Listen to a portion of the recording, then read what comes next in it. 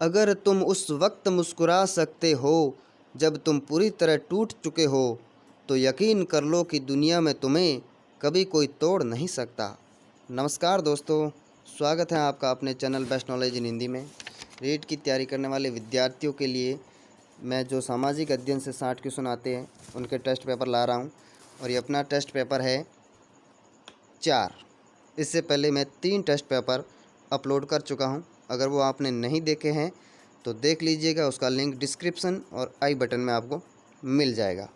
हमारे चैनल पर पहली बार आ रहे हो तो चैनल को सब्सक्राइब कर लो, और वीडियो पसंद आए तो लाइक और शेयर आप ज़रूर कीजिए।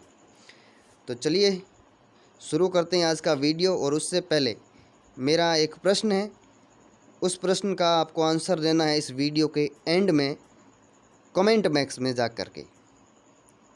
वीडियो समाप्त हो जाने के बाद में आपको कमेंट बॉक्स में जाके इस प्रश्न का जवाब देना है। प्रश्न आप ध्यान से सुन लीजिएगा। मेरा प्रश्न है कि कर्नल जेम्स टोड ने हल्दी घाटी युद्ध को और दिवेर युद्ध को क्या कहा है? किसको? हल्दी घाटी युद्ध को और दिवेर का युद्ध, इसको कर्नल जेम्स टोड ने क्या कहा है? वो आपको इस वीडियो के एंड होने के बाद में कमेंट बॉक्स में जा कर के बताना है। चलिए फिर आज शुरू करते हैं। पहला प्रश्न देखिए, वैदिक संस्कृति का जन्म किस नदी के किनारे हुआ? तो इसका राइट आंसर हो जाएगा बी, सरस्वती नदी। नेक्स्ट क्वेश्चन पे चलिए, किस हड़प्पा कालीन इमारत को सर जॉन मार्शल ने विश्व का एक अद्भुत निर्माण कहा है? तो वो हो जाएगा वृहत स्नानागार। नेक्स्ट क्वेश्चन देखिए, रणथंभौर क्षेत्र पर चौहान वंशीय राजाओं ने राज्य किया, कब तक किया था, कितने वर्षों तक? तो इसका राइट आंसर हो जाएगा बी, 600 वर्षों तक। नेक्स्ट देखिए, 1857 ईस्वी की क्रांति में प्रमुख धार्मिक कारण क्या था? 1857 ईस्वी की जो क्रांति हुई थी उसका प्रमुख धार्मिक कारण क्या था, वो आपको बताना है। तो इसका राइट आंसर हो जाएगा सी, ईसाई धर्म का ज़बरदस्ती रोपण। ये था 1857 की क्रांति का प्रमुख धार्मिक कारण। नेक्स्ट क्वेश्चन देखिए, भारतीय राष्ट्रीय कांग्रेस ने किस अधिवेशन में पूर्ण स्वराज के प्रस्ताव को स्वीकार किया? तो ये आपको पता है, इसका राइट आंसर हो जाएगा ए, लाहौर अधिवेशन में किया था। लाहौर अधिवेशन कब हुआ था? तो वो भी आप याद रखिए, 31 दिसंबर 1929 को हुआ था, और इस अधिवेशन की अध्यक्षता की थी पंडित जवाहरलाल नेहरू ने। नेक्स्ट क्वेश्चन देखिए, मानगढ़ धाम किस जिले में स्थित है? कौन सा? मानगढ़ धाम। तो इसका राइट आंसर हो जाएगा सी, बांसवाड़ा। मानगढ़ पहाड़ी का हत्याकांड, वो भी आप याद रख लीजिएगा, मानगढ़ धाम आया तो। मानगढ़ पहाड़ी का हत्याकांड हुआ था कब? 17 नवंबर 1913 को। 17 नवंबर 1913 को मानगढ़ पहाड़ी का हत्याकांड हुआ था। ये एक भीलों की सभा थी जिस पर मेवाड़ भील कौर ने अंधाधुंध गोलियां चलाई, जिसमें 1500 भील है वो मारे गए। और इसी मानगढ़ पहाड़ी के हत्याकांड को राजस्थान का जलियांवाला बाग हत्याकांड कहा जाता है। क्या कहा जाता है? राजस्थान का जलियांवाला बाग हत्याकांड। एक आप याद रखिएगा कि गांधी जी ने जलियांवाला बाग हत्याकांड की तुलना की है, वो तो की है किससे? निमूचना। कौन सा? निमूचना हत्याकांड हुआ था, उसकी तुलना की है किससे? जलियांवाला बाग हत्याकांड से। लेकिन जलियांवाला बाग हत्याकांड कहा किसको है? वो कहा गया है मानगढ़ पहाड़ी के हत्याकांड को। और गांधी जी ने तुलना की है निमूचना हत्याकांड की, वो की है जलियांवाला बाग हत्याकांड। निमूचना हत्याकांड ये कब हुआ था? 14 मई 1925 को। और इसी निमूचना हत्याकांड को संज्ञा दी थी गांधी जी ने दोहरी डायरशाही की। किसकी? दोहरी डायरशाही की, और तुलना की थी जलियांवाला बाग हत्याकांड से। तो इतना आप ध्यान में रखिएगा इसके बारे में। नेक्स्ट क्वेश्चन पर चलिए, शिशुनाग किस वंश का शासक था? कौन? शिशुनाग। तो ये हो जाएगा बी, शिशुनाग वंश। कोई व्यक्ति किसी व्यक्ति से उसका धर्म, संप्रदाय या जाति न पूछे, यह कथन है किसका? रामानंद का। बी राइट आंसर हो जाएगा इसका। नेक्स्ट क्वेश्चन पे चलिए। निम्नलिखित में से कौन सी भारत सरकार अधिनियम 1935 की विशेषता नहीं थी? इसने प्रांतों में द्वैत शासन का अंत किया, इसने संघीय न्यायालय समाप्त किया, इसने द्विसदन प्रारंभ किए, इसने सांप्रदायिक चुनाव प्रणाली को आगे बढ़ा दिया। तो कौन सी विशेषता है वो नहीं थी 1935 के अधिनियम की? तो इसका राइट आंसर हो जाएगा बी, इसने संघीय न्यायालय समाप्त किया। नेक्स्ट क्वेश्चन देखिए। निम्न में से किस समाज सुधारक ने स्वराज्य शब्द का प्रथम बार प्रयोग किया? किस शब्द का? स्वराज्य शब्द का। कौन से समाज सुधारक ने? तो ये उसका हो जाएगा डी, दयानंद सरस्वती ने। नेक्स्ट क्वेश्चन देखिए। सारनाथ स्तंभ का निर्माण करवाया था। सारनाथ स्तंभ का निर्माण है वो किसने करवाया था? तो इसका राइट हो जाएगा सम्राट अशोक ने, बी। चलिए नेक्स्ट क्वेश्चन पे। रत्नावली की रचना की थी। रत्नावली की रचना की थी। तो रत्नावली की रचना किसने की थी? राइट हो जाएगा सी, हर्षवर्धन ने। चलिए नेक्स्ट क्वेश्चन पे। समाज की सबसे छोटी इकाई है। समाज की सबसे छोटी इकाई कौन सी है? परिवार। सी राइट हो जाएगा। राणा सांगा ने किस युद्ध में बाबर की सेना को हराया? राणा सांगा ने कौन से युद्ध में है जो बाबर की सेना को हराया था? तो वो हो जाएगा सी, बयाना का युद्ध। बयाना का युद्ध हुआ कब था? तो ये हुआ था फरवरी 1527 को। फरवरी 1527 को, जिसमें राणा सांगा ने बाबर की सेना को हरा दिया था। और देख लीजिए खानवा का युद्ध, ये कब हुआ था? ये हुआ था 17 मार्च 1527 को। ठीक बयाना के युद्ध के एक महीने के बाद में राणा सांगा और बाबर के बीच, जिसमें राणा सांगा है वो पराजित हो गए थे। तो खानवा का युद्ध हुआ था 17 मार्च 1527 को। धौलपुर का युद्ध तो ये हुआ था 1519 में। कब? 1519 में इब्राहिम लोदी और राणा सांगा के मध्य। और गागरा का युद्ध ये हुआ था 6 मई। कब हुआ था? 6 मई 1529 को। ठीक है, तो इतना आप ध्यान में रखिएगा इसको। नेक्स्ट क्वेश्चन पे चलिए। मीराबाई प्रसिद्ध है। मीराबाई किसके लिए प्रसिद्ध है? तो वो हो जाएगा सीधा ईश्वर भक्ति के लिए। नेक्स्ट क्वेश्चन पढ़िए। बिजोलिया में जमींदारों के खिलाफ हुए किसान आंदोलन से संबंधित थे। बिजोलिया में जो किसान आंदोलन हुआ था जमींदारों के खिलाफ, उनसे संबंधित कौन है वो आपको बताना है। तो इसका राइट आंसर क्या हो जाएगा? इसका राइट आंसर हो जाएगा D, Vijay Singh Pathik. Next question देखिए। किस शासक के दरबार में नवरत्न थे? किस शासक के दरबार में नवरत्न थे? तो उसका हो जाएगा चंद्रगुप्त द्वितीय। नेक्स्ट देखिए। नगरीकरण परिणाम है। नगरीकरण है वो किसका परिणाम है?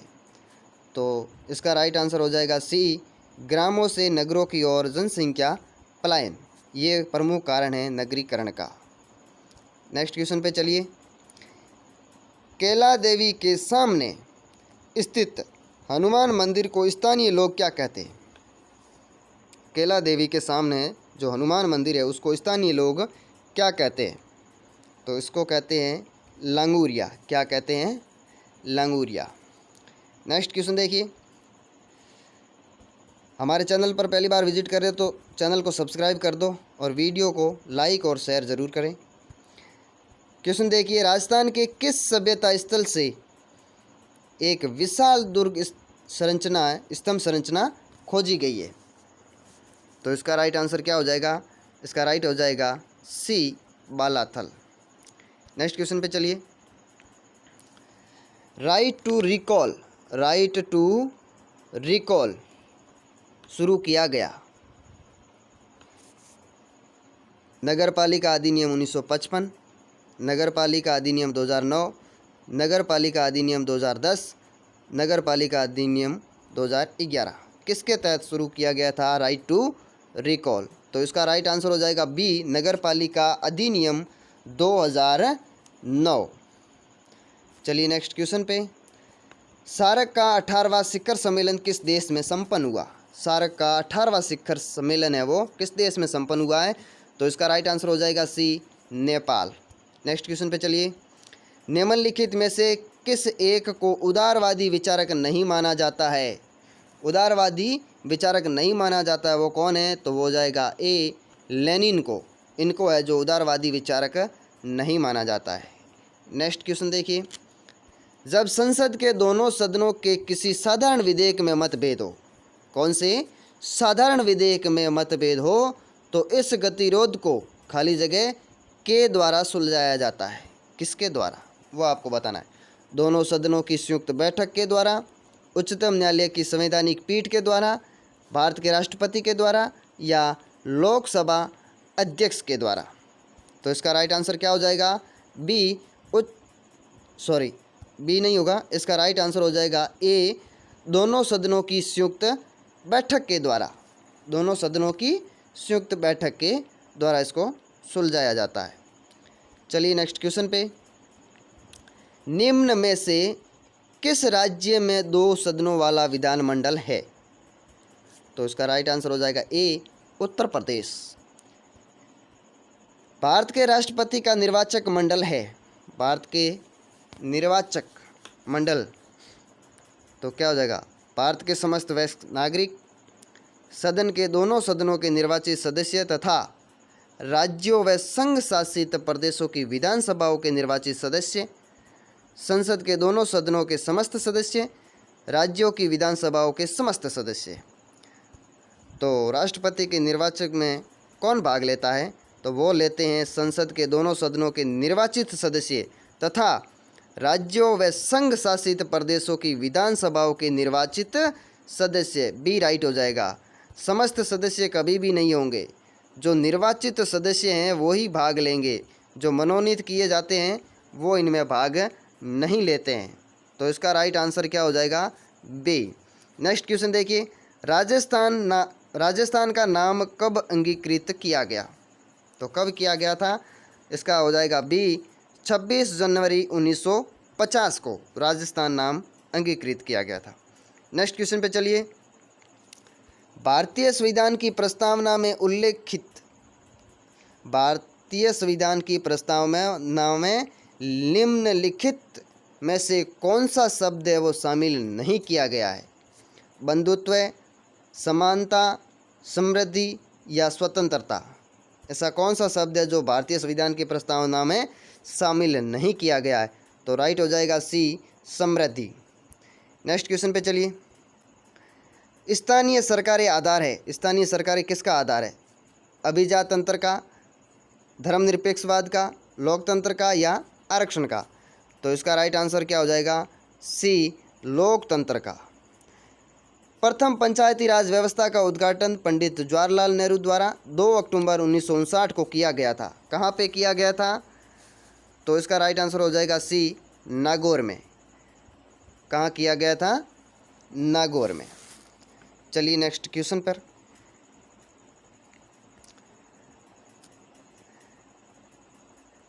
मैक्सिकन कोहिनूर शरबती किस कृषि फसल की किस्में है? तो इसका राइट आंसर क्या हो जाएगा? ए, गेहूं।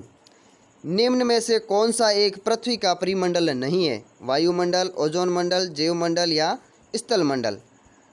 तो इसका राइट आंसर क्या हो जाएगा? इसका राइट हो जाएगा बी, ओजोन मंडल। वो पृथ्वी का परिमंडल नहीं है। नेक्स्ट क्वेश्चन देखिए। कोपेन के जलवायु वर्गीकरण में एएस भारत के किस क्षेत्र के लिए उपयोग किया गया है? अगर आपने कोपेन का जलवायु वर्गीकरण पढ़ा है तो इसका आंसर आप आसानी से दे दोगे। नहीं पढ़ा अभी तक तो ज़रूर पढ़ लीजिएगा। तो इसका राइट आंसर हो जाएगा ए, तमिलनाडु तट के लिए। ठीक है। नेक्स्ट क्वेश्चन देखिए। पृथ्वी के उत्तरी ध्रुव पर स्थित है, पृथ्वी के उत्तरी ध्रुव पर स्थित है, क्या हो जाएगा इसका राइट आंसर? बी अंटार्कटिका महासागर। नेक्स्ट क्वेश्चन पे चलिए। दक्षिण आल्प्स पर्वतमाला स्थित है। दक्षिण आल्प्स पर्वतमाला कहाँ पर स्थित है? तो इसका राइट आंसर हो जाएगा डी, न्यूजीलैंड में। निम्न में से कौन सा कथन सही नहीं है? पूर्वी मैदान के प्राकृतिक घास में स्थान बीड़ है, लावा पठार मालवा की संरचना है, मरुस्थल टेथिस सागर का अवशेष है, या अरावली ट्रिशियरी काल की संरचना है। तो इसका राइट आंसर क्या हो जाएगा? डी, अरावली ट्रिशियरी काल की संरचना है। ये कथन सही नहीं है। नेक्स्ट क्वेश्चन पे चलिए। केंद्रीय शुष्क क्षेत्र अनुसंधान केंद्र, जिसको क्या कहा जाता है, काजरी की स्थापना की गई। कहाँ पर की गई वो आपको बताना है। किसकी? काजरी की। जैसे इंग्लिश में क्या, CA, काजरी, ये होता है। तो इसका फुल फॉर्म क्या होगा वो भी आप याद रख लीजिएगा, central arid zone research institute. ठीक है, नाम फुल फॉर्म इसका पूछा जाता है तो आप ज़रूर ध्यान में रखिएगा, central arid zone research institute. तो बताइए इसकी स्थापना कहाँ की गई? तो वो की गई है जोधपुर में। और कब की गई इसकी स्थापना? तो 1959 में की गई है काजरी की स्थापना। कहाँ पर? जोधपुर में। और इसकी फुल फॉर्म होती है central arid zone research institute. Next question देखिए। निम्न में से कौन सा परिवहन बंदरगाह नहीं है? परिवहन बंदरगाह कौन सा नहीं है? तो वो हो जाएगा डी, सूरत। कौन सा? सूरत नहीं है परिवहन बंदरगाह। नेक्स्ट क्वेश्चन पे चलिए। भारतीय मानक समय की देशांतर रेखा 82.5 डिग्री किस शहर से होकर गुजरती है? भारत की मानक समय रेखा है। तो इसका राइट आंसर हो जाएगा ए, इलाहाबाद। नेक्स्ट क्वेश्चन पे चलिए। राजस्थान की पाकिस्तान से लगने वाली सीमा की लंबाई के अनुसार जिलों का आरोही क्रम है। क्या पूछा है आपको? आरोही क्रम किसका? राजस्थान की पाकिस्तान से लगने वाली सीमा की लंबाई के अनुसार जिलों का आरोही क्रम पूछा है। तो अगर आपको पता है कि किसकी कितनी सीमा लगती है तो आप इसका आंसर सही कर दोगे, वरना आप नहीं कर पाओगे। तो इसका राइट आंसर क्या हो जाएगा? इसका राइट आंसर हो जाएगा ए, बीकानेर। अब मैं बता देता हूँ आपको। तो बीकानेर है, बीकानेर की लगती है 168 किलोमीटर। कितनी? 168। गंगानगर की लगती है 210। बाड़मेर की लगती है 228 किलोमीटर। और जैसलमेर की लगती है 464 किलोमीटर। बीकानेर 168, गंगानगर 210, बाड़मेर 228 और जैसलमेर हो जाएगा 464 किलोमीटर। तो इसके अनुसार आपको ये बताना था आरोही क्रम। अवरोही भी पूछे तो आपको पता चल जाएगा। पहले जैसलमेर हो जाएगा, फिर हो जाएगा बाड़मेर, फिर हो जाएगा श्री गंगानगर और उसके बाद में हो जाएगा बीकानेर। तो ध्यान में रखिएगा आप। चलिए नेक्स्ट क्वेश्चन पे। भारत में दक्षिण पश्चिम मानसून से वर्षा प्राप्त होती है। कितने प्रतिशत वर्षा प्राप्त होती है? राइट आंसर हो जाएगा सी, 90%। कितनी? 90%। चलिए नेक्स्ट क्वेश्चन पे। मारवाड़ का अमृत सरोवर कहलाता है। मारवाड़ का अमृत सरोवर कहलाता है कौन सा? ए, जवाई बांध। और ये कहाँ पे है? सुमेरपुर पाली में है। कहाँ पे है? सुमेरपुर पाली ज़िले में है। लूणी की सहायक नदी जवाई नदी पर बना हुआ है। किसकी सहायक नदी है जवाई नदी? लूणी की सहायक नदी। और इसी पर बना है जवाई बांध। कहाँ पे? सुमेरपुर पाली में। ठीक है, ध्यान में रखिएगा इसको। चलिए नेक्स्ट क्वेश्चन पे। निम्नलिखित में से कौन सा एक धात्विक खनिज नहीं है? तांबा, बॉक्साइट, क्रोमाइट या अब्रक। तो इसका राइट आंसर क्या हो जाएगा? डी, अब्रक। सुंदर वृक्ष किस प्रकार के वनों में पाया जाता है? कौन सा? सुंदर वृक्ष। तो इसका हो जाएगा ए, ज्वारीय। किसमें, ज्वारीय वन में पाए जाते हैं। चलिए नेक्स्ट क्वेश्चन पे। केंद्रीय सिविल सेवा के सदस्य अपने पद पर बने रहते हैं, कब तक बने रहते हैं? राइट आंसर हो जाएगा सी, राष्ट्रपति के प्रसाद पर्यंत तक। अरावली का दूसरा उच्चतम शिखर है, चोटियों की बात आ गई है, क्या है? अरावली का दूसरा उच्चतम शिखर। तो इसका आपको पता होगा, राइट आंसर क्या हो जाएगा? बी हो जाएगा, शेर। अब मैं आपको बता देता हूँ, सबसे ऊंची चोटी हो जाएगी गुरु शिखर। कौन सी? गुरु शिखर, जिसकी ऊंचाई कितनी है? 1722 मीटर है, ठीक है। उसके बाद ये कहाँ पे है? सिरोही में है, ठीक है। इसके बाद में दूसरा हो जाएगा शेर, इसकी ऊंचाई कितनी है?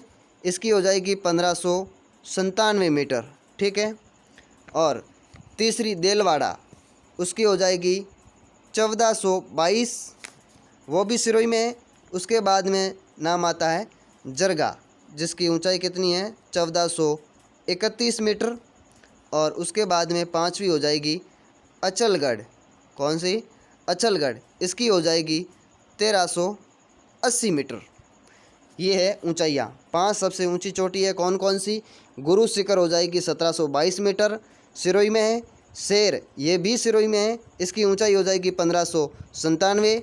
और उसके बाद में देलवाड़ा, ये भी सिरोही में है और इसकी हो जाएगी 1422। और जरगा, इसकी हो जाएगी 1431 मीटर और ये उदयपुर में है। कौन सी? जरगा। और उसके बाद में अचलगढ़, ये भी सिरोही में है और इसकी हो जाएगी 1380 मीटर। तो इन चोटियों की ऊंचाई आप याद में रखिएगा, कम से कम 5 चोटियों को तो याद में ही रखिए आप। तो इसका राइट आंसर क्या हो जाएगा? शेर। नेक्स्ट क्वेश्चन देखिए, भारत में सूखे के प्रमुख कारण क्या है? भारत में सूखे के प्रमुख कारण क्या है? लगभग पूरी वर्षा वर्ष के केवल कुछ ही महीनों में होती है। वनों की कमी से धरातलीय जल शीघ्र ही बह जाता है। वर्षा अत्यधिक अनियमित है या वर्षा की मात्रा कम है। तो इसमें नीचे कूट दिए गए हैं, इस कूट का उपयोग करते हुए आपको इसका जवाब देना है। तो इसका राइट आंसर क्या हो जाएगा? कौन कौन से सही है? ए सही है, बी और सी। तो 3 नंबर सही हो जाएगा, ए, बी और सी। चलिए नेक्स्ट क्वेश्चन पे। प्रायद्वीपीय पठार के झुकाव का प्रभाव देखने को मिलता है, कहाँ पर देखने को मिलता है? प्रायद्वीपीय पठार के झुकाव का प्रभाव। तो इसका राइट आंसर हो जाएगा सी, जल प्रवाह की दिशा में। नेक्स्ट क्वेश्चन देखिए, शिवालिक पहाड़ियाँ निम्न में से किसका हिस्सा है? कौन सी? शिवालिक की पहाड़ियाँ। तो इसका राइट आंसर हो जाएगा बी, हिमालय। चलिए नेक्स्ट क्वेश्चन पे। स्वर्णिम चतुर्भुज परियोजना का संबंध निम्नलिखित में से किससे है? किसका? स्वर्णिम चतुर्भुज परियोजना का। तो इसका राइट आंसर हो जाएगा सी, सड़क मार्ग से। किससे है? सड़क मार्ग से। नेक्स्ट क्वेश्चन पढ़िए, यहाँ से शुरू होते हैं शिक्षण विधियों के क्वेश्चन। अगर आप हमारे चैनल पर पहली बार विजिट कर रहे हो तो चैनल को सब्सक्राइब कर लो और वीडियो को लाइक और शेयर ज़रूर कीजिए। तो पढ़िए इस क्वेश्चन को। एक शैक्षिक निष्पत्ति परीक्षण वह है जिनका निर्माण ज्ञान समूह में कौशल मापन के लिए किया जाता है। यह कथन किसका है? क्या कहा है? एक शैक्षिक निष्पत्ति परीक्षण वह है जिनका निर्माण ज्ञान समूह में कौशल मापन के लिए किया जाता है। यह कथन किसका है? फ्रीमैन का है, गैरिसन का है, स्किनर का है या फ्रॉबेल का है? तो इसका राइट आंसर हो जाएगा ए, फ्रीमैन का है। चलिए नेक्स्ट क्वेश्चन पे। कर के सीखने पर आधारित है प्रायोजना विधि, वाद विवाद विधि, समस्या समाधान विधि या व्याख्यान विधि। कर के सीखने पर कौन सी विधि है वो आधारित है? तो इसका राइट आंसर क्या हो जाएगा? ए, प्रायोजना विधि। नेक्स्ट क्वेश्चन पढ़िए। उद्देश्य शिक्षण उस शिक्षण को कहते हैं जिसमें, उद्देश्य शिक्षण उस शिक्षण को कहते हैं जिसमें क्या? पढ़िए आगे। शिक्षण निर्धारित उद्देश्यों की प्राप्ति हेतु किया जाता है। शिक्षण पाठ्यक्रम पूरा करने के लिए किया जाता है। शिक्षण छात्रों की नवीन सूचनाएं देने हेतु किया जाता है। शिक्षण परीक्षा की तैयारी हेतु किया जाता है। गलत, तीनों गलत हो जाएंगे। ए पहला राइट हो जाएगा, शिक्षण निर्धारित उद्देश्यों की प्राप्ति हेतु किया जाता है। नेक्स्ट क्वेश्चन पढ़िए। शिक्षण व्यू रचना एवं मूल्यांकन प्रक्रिया को आधार प्रदान करता है। कौन? बी राइट हो जाएगा। प्राप्य उद्देश्य वो है जो शिक्षण व्यू रचना एवं मूल्यांकन प्रक्रिया है उसको आधार प्रदान करता है। चलिए नेक्स्ट क्वेश्चन पे। सामाजिक अध्ययन के शिक्षण द्वारा छात्रों में उन शक्तियों का विकास किया जाता है जो हमें विश्व शांति स्थापित करने में सहायता प्रदान करती है। यह कथन किसका है? क्या कहा है कि सामाजिक अध्ययन के शिक्षण द्वारा छात्रों में उन शक्तियों का विकास किया जाता है जो हमें विश्व शांति स्थापित करने में सहायता प्रदान करती है। यह कथन किसका है? तो इसका राइट आंसर हो जाएगा एडम्स बीस्ले का। चलिए नेक्स्ट क्वेश्चन पे। पाठ योजना का प्रमुख लाभ है। पाठ योजना का प्रमुख लाभ क्या है? समय एवं शक्ति की बचत, शिक्षण में सजीवता, आत्मविश्वास में वृद्धि। तो इसका राइट आंसर हो जाएगा डी उपर्युक्त सभी। सामाजिक अध्ययन के अर्थ में निम्न में से किसने प्रसिद्धि पाई? किसमें? सामाजिक अध्ययन के अर्थ में किसने प्रसिद्धि पाई? जूरोमिलेक ने, अरस्तु ने, माइकोलिस ने या इनमें से सभी ने? तो राइट आंसर हो जाएगा डी इनमें से सभी ने पाई है। चलिए नेक्स्ट क्वेश्चन पे।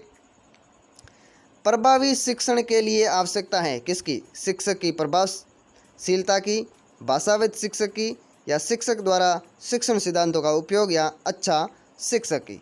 तो इसमें राइट आंसर हो जाएगा सी शिक्षक द्वारा शिक्षण सिद्धांतों का उपयोग।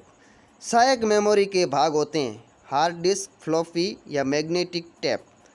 तो सहायक मेमोरी के भाग कौन से होते हैं? हार्ड डिस्क भी होता है, फ्लॉपी भी होता है और मैग्नेटिक टेप। तो ये राइट हो जाएगा ये सभी। चलिए अंतिम क्वेश्चन अपना। ब्लूप्रिंट निर्माण के लिए शिक्षक को होना चाहिए, क्या होना चाहिए? प्रशिक्षित, योग्य, या विषय का ज्ञाता, या अध्ययनशील? तो ब्लूप्रिंट निर्माण के लिए शिक्षक को प्रशिक्षित होना चाहिए। ए राइट हो जाएगा इसका। तो ये 60 क्वेश्चन थे। आपके इसमें से कितने राइट क्वेश्चन हुए हैं उसका आप कमेंट करके ज़रूर बताइएगा। और जो मैंने प्रश्न पूछा था उस प्रश्न का आप कमेंट बॉक्स में आंसर ज़रूर करें। और हमारे चैनल पर पहली बार आ रहे हो तो चैनल को सब्सक्राइब कर दो और लाइक और शेयर ज़रूर कर दो। चलिए फिर मिलते हैं नेक्स्ट वीडियो में, तब तक के लिए जय हिंद।